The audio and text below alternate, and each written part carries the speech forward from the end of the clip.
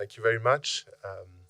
Honorable Secretary Wong, President Wei Shi, Consul General Giorgini, dear Alexander, it's a real pleasure to be able to address you at the opening of this conference marking the 5th anniversary of the Paris Agreement.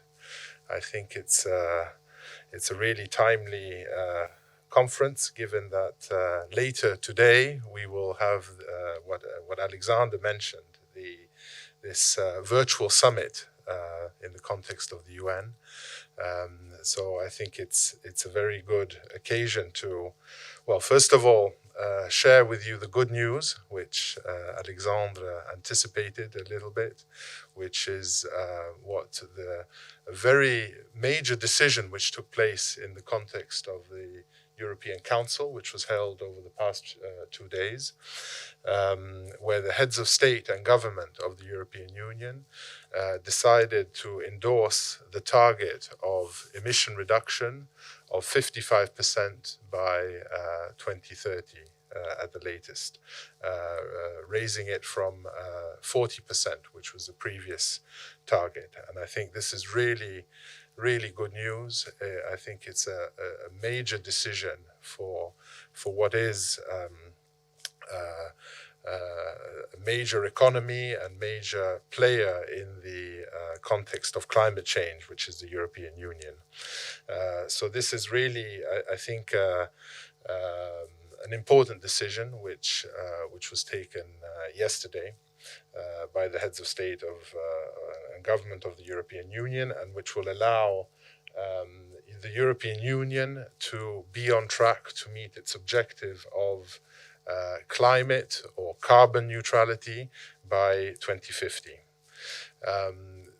For this to happen, though, and that's why it was interlinked with the discussion of the long-term budget of the European Union, for this target to be credible, one has to also provide the necessary resources, and that's what was also decided.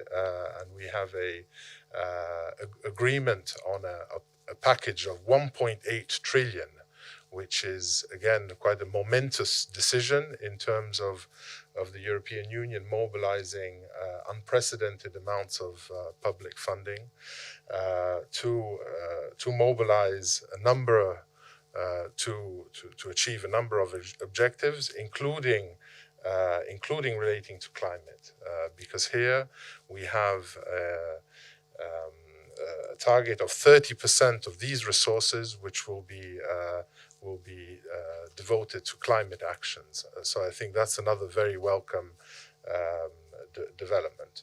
There's a link to COVID, because part of this package was an amount of 750 billion euros, which are devoted to the recovery, the post-COVID recovery.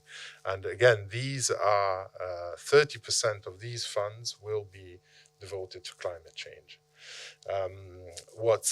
It's important to take these measures within the European Union, but it's also important to engage internationally.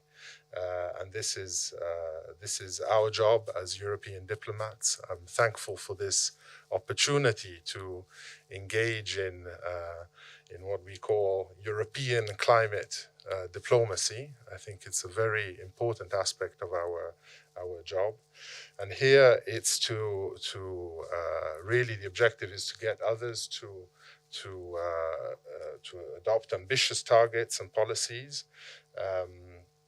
and to in view of the next important appointments. Alexandre mentioned them. We have the COP26 coming up in Glasgow next year. We also have, in the area of biodiversity, the COP15 in Kunming.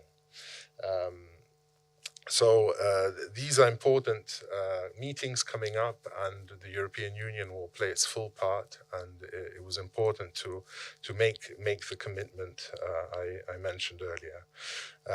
We're obviously very supportive of the announcements and welcome them very much.